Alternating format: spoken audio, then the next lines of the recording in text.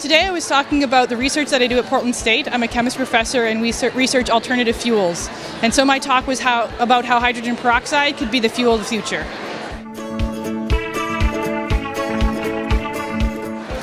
This is important because climate change is caused by carbon dioxide emissions, and so we need to find a fuel that doesn't have carbon in it to stop carbon dioxide emissions, to stop climate change. I mean, it's hard work, it's rewarding, it's frustrating, but you know, it's important, and so that is what gets me out of bed every day, is knowing that what I'm doing could have a big impact on the world, and that we need this type of fuel for the future. And so yeah, it's great.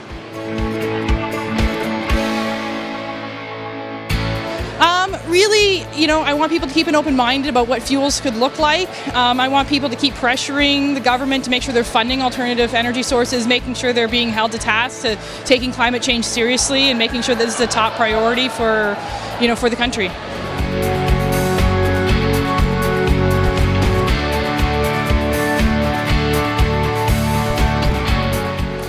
Today I gave a TED Talk called Take a Break, Prioritizing Mental Health in Schools, and it was basically about House Bill 2191, which me and a group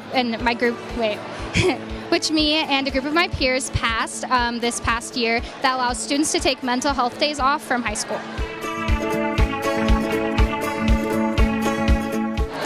This is really important to me because teenagers are struggling now more than ever, and I think it's really important that adults understand the ways that they can help us. Teenage mental health challenges are on the rise, and I think that this is a really important lesson for everyone, that it's okay to slow down and take a break. And as well as teen suicide rates are on the rise, and it's just always a good idea to raise awareness.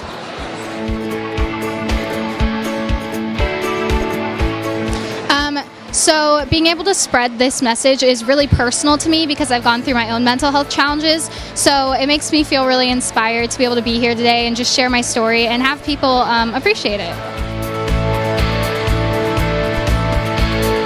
Yeah, so if you care about mental health, you can get involved in a number of ways. There's this youth line called Teen to Teen Youth Line in Oregon that you can donate to or volunteer with, and basically they're a great resource that a lot of teenagers with mental health problems in Oregon use, as well as Wellbeing Trust. Wellbeingtrust.com has a lot of great resources about how you can help with mental health challenges. Yeah.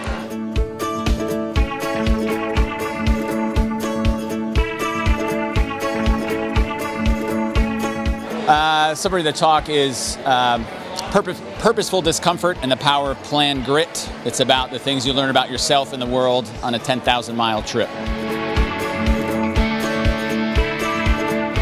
It's important because I think in this day and age, comfort and convenience are so easily attained that we never put ourselves into discomfort, and it's really into discomfort and vulnerability where we learn about ourselves and can have empathy for others. Yeah, I mean, I think I've been lucky enough to travel and to explore the world, and I think sharing stories of vulnerability and curiosity, I think, has opened up people's minds about what's possible and what you might experience out there, and to not be afraid of the formidable they from wherever other people are from. Yeah, I'm excited. At the end of the day, I'm a storyteller, so all I got to do is get up there and share a story, and that story is my story, which is pretty fun. They can go to my website, which is my first name, Bassam.com, Bassam.com. That's the easiest place. Lean into the discomfort, no matter how small it is.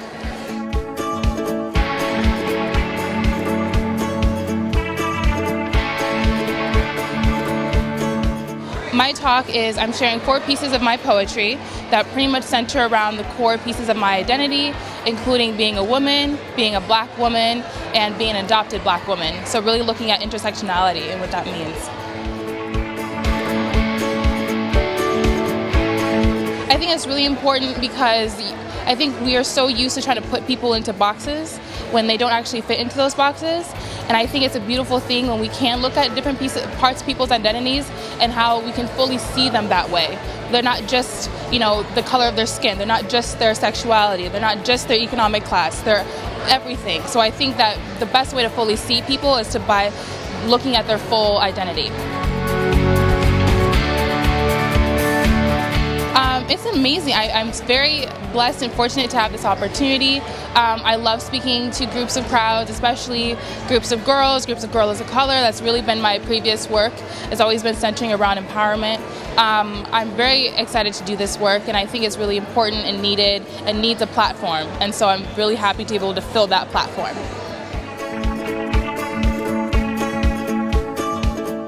Well, I would kindly say the title of my TED Talk, Call Me by My Name, Not My Stereotype.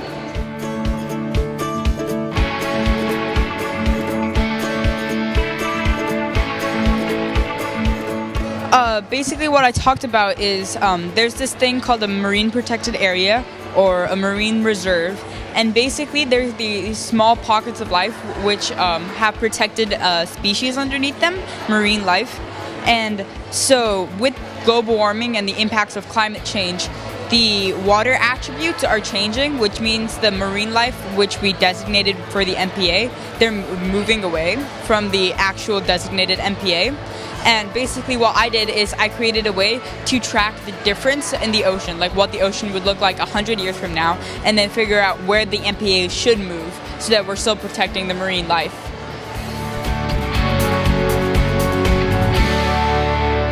So one of the most important things with MPAs is they were established to boost the health of the ocean ecosystems.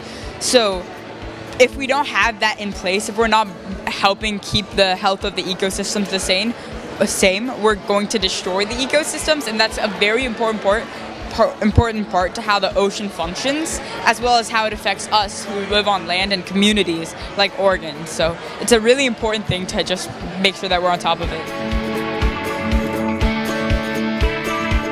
I think it's a really great opportunity. I really love it. It's definitely a passion of mine, working with just like maybe modeling thing or helping to solve a problem. That's probably the biggest thing that I really enjoyed about this, is solving a problem that's apparent right now. And it's definitely something that's going to be affecting me specifically, and like people of my generation in the future. It's really going to be affecting us big time.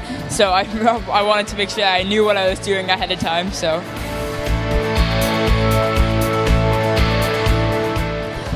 Well, I did a little bit of research. I like going on YouTube a lot, or just going on random websites and just looking at random stuff. And I heard about this marine protected area thing, so I did a little bit more research about it. And I found that there was actually like this really huge thing that people weren't talking about, and it was extremely underrated. So I did even more research, found the Oregon State University lab, and reached out to them. And it was really honestly an awesome opportunity, experience to just go through all of this. And I ended up creating this amazing thing to help like predict what it's going to be like.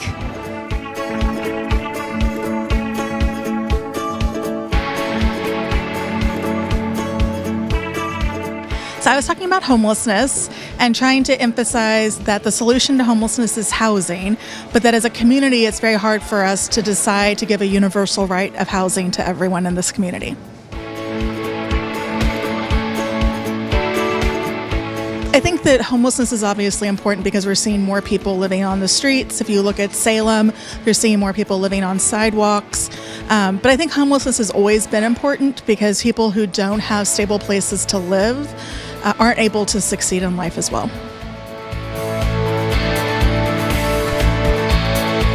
So my research was not initially focused on homelessness, and I was asked to bring my expertise on racial equity and public participation to thinking about homelessness. And since that time, I've met some of the most incredible people who've been homeless, who are working on the issue, and just to see their passion and their commitment and perseverance is inspiring.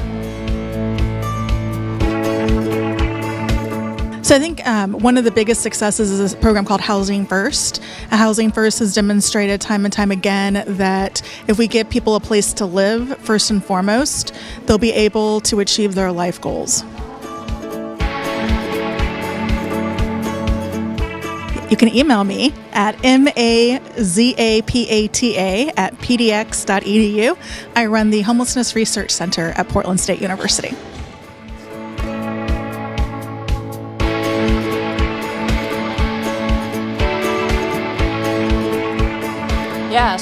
Basically, I wanted to focus on the fact that creating tech with disabilities in mind creates great tech for everybody. So accessible tech creates more inclusive tech. So I brought up a couple different examples during the talk. One is, the fact that right now, you could, if your mom had cataract surgery, you could call her up on her phone because phones have features that announce who the callers are.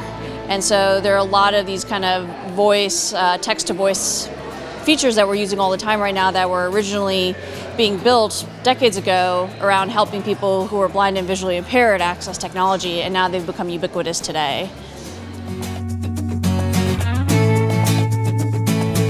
I mean, I think, one of the communities that is often ignored in the diversity conversation when you're talking about diversity and inclusion is communities with disabilities.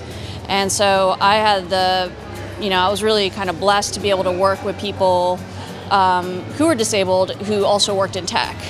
And they just really taught me a lot about what it meant to be part of this community and what we as a world should be doing to make things more accessible. And in the process of doing that, I ended up learning how building things that were more accessible actually helped everybody. So I really wanted to be able to kind of start sharing that message and getting that out, that just because we're building something for disabilities doesn't mean that it's for this niche group. It's actually helping all of us. I mean, it's been incredibly rewarding. I never anticipated that I would end up here 20 years ago when I graduated college. Being an entrepreneur, being able to do social impact has just been an incredibly rewarding experience. And being in the startup world, knowing that we can be agile and continue to pivot our work to be able to make the most impact is just absolutely wonderful. Yeah, so one of the things that I work on is to provide training and strategy around leadership development around subconscious bias, because we have bias play out in lots of different ways in our society. One happens to be bias against people with disabilities, but recognizing that there's a neuroscience behind our bias. I am a managing partner for a company called Breaking the Bias. And so if you go to breakingthebias.com, you can reach out to me and I can help start bringing some of these trainings to your organizations.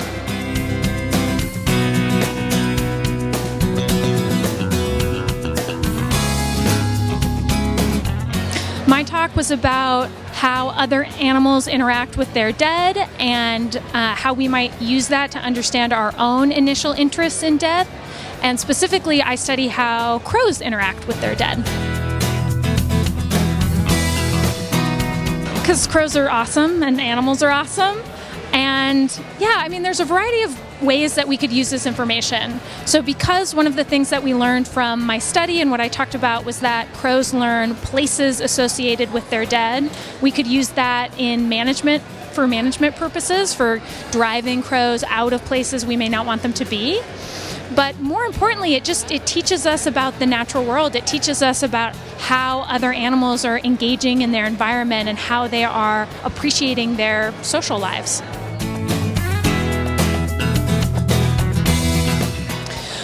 It was amazing. It was really fun. It was incredibly hard work. It was incredibly challenging work because all of my field work took place in urban environments and neighborhoods. So there was a major human component that I would have never predicted.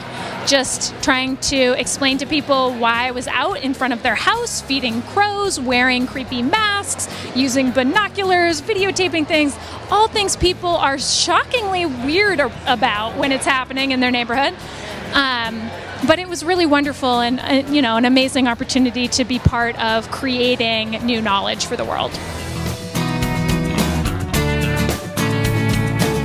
You can find me on Instagram and Twitter at Corvid Research, or you could check out my blog, corvidresearch.blog.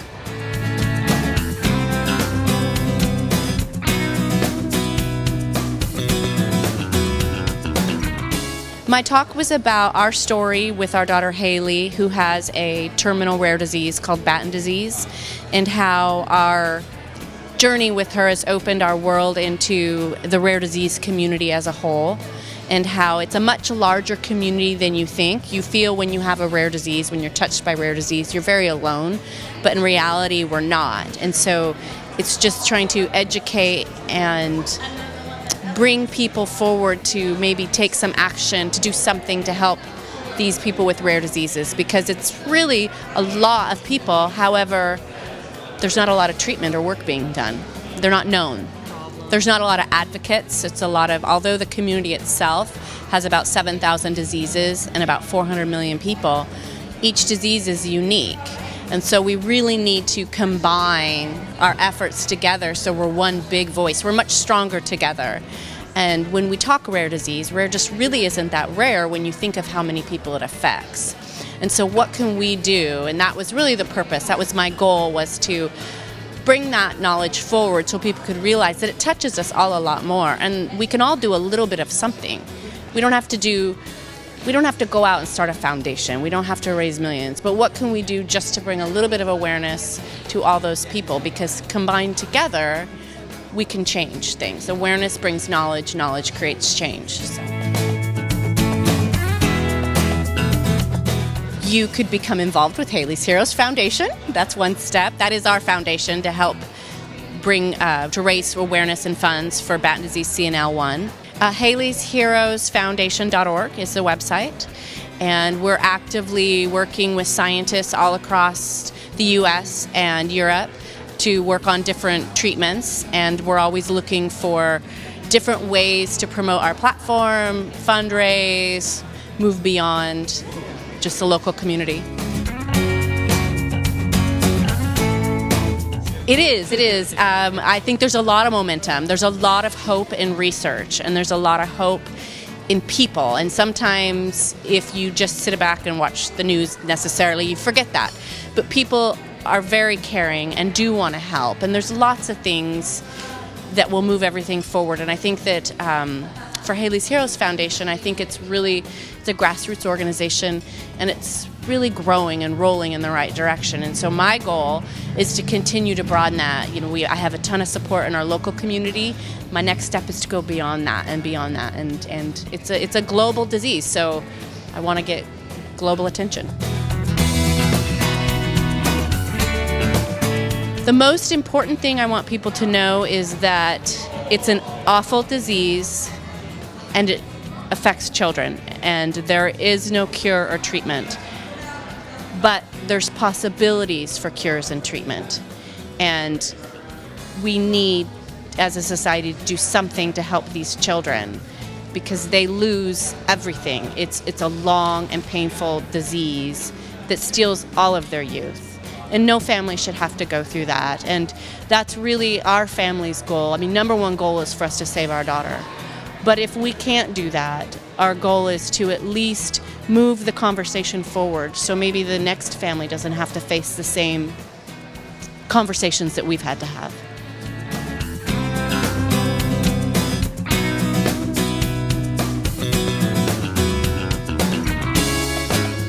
So today we talked about neuroplasticity and the analogy to the fact that the brain can make connections just like it can make roadways and pathways. And when there's injury or insult or accident or maybe even disease in the brain, we're actually left with a road closure. And so neuroplasticity is actually the process by which we try to repave over that damaged road or create routes around the detour that's been imposed. And essentially what we look for is a way to be able to create a demand so that the brain has to supply that new pathway over again. Yeah, so typically it's a higher quality of life. Either you've restored the capacity to walk again in a person that's had a stroke, you've restored the ability to be able to literally just get up out of a chair or turn around without falling in an individual that has Parkinson's disease, to go back and return to the classroom or to the playing field in an individual that's had concussion. So all those things and many more. Whatever an individual has lost, we try to use neuroplasticity to their advantage to help to restore it. Yeah, so there are a lot of misconceptions and myths about neuroplasticity. One consideration that needs to be debunked would be that after an individual has had a stroke, they only really have about 6 months to a year to be able to achieve their potential back again. And we know from science now that's not the case. It has absolutely been proven that individuals have more than 5 years that they can actually still continue to make neuroplastic changes in their brain. That's one novel consideration. Another thing is that the impression had been that Parkinson's disease is actually a degenerative disease that people will always continue to get worse from. And the notion that people can actually slow the disease process and actually get better from where they start at is something else that has been clearly debunked also from science and from what I was talking about today. In addition, the concept of concussion being truly a brain injury that we need to shield people away from, and we need to cause them to recover on their own in a darkened environment with no screens and no sounds and noises, etc., is also debunked, where we now understand that early introduction of exercise within the first 48 hours, as well as a systematic reintroduction of some of the things that are intolerable for them, lights, sounds, movement, is something that we need to gradually introduce, not completely exclude them from. Those are the three main principles of difference. Oh, yeah. Yeah, so there's many simple things to do. If you're looking at just for your own health and wellness, to be able to keep your nervous system vibrant and capable, you would want to practice something like dual tasking. It is really the most preeminent and prominent thing to be able to help a physical fitness and cognitive fitness. And so rather than doing something like a luminosity or brain games, which are great and they just work on your cognition, and working on mental rotation, mathematics and facts and expediency and responsiveness, it's actually much more healthy to work on trying to do two things at once, one physical and one cognitive simultaneously, so you can actually try to do something that we call dual task high intensity interval training. So you would want to try to, let's say, go out for a walk for 2 minutes very quickly, and then try to actually keep that same pace of walking while you are trying to rehearse perhaps a poem that you're trying to learn, or perhaps actually trying to go over a grocery shopping list, something like that. So you want to push your brain and mind simultaneously together so that you can have that optimized health. So the easiest way is just to reach out by email, my name Mike, and then at northwestrehab.com. So it's all spelled out just like the directions, northwestrehab.com, Mike at northwestrehab.com. If you get lost in that, it's just MikeStuder.com, and that's my website.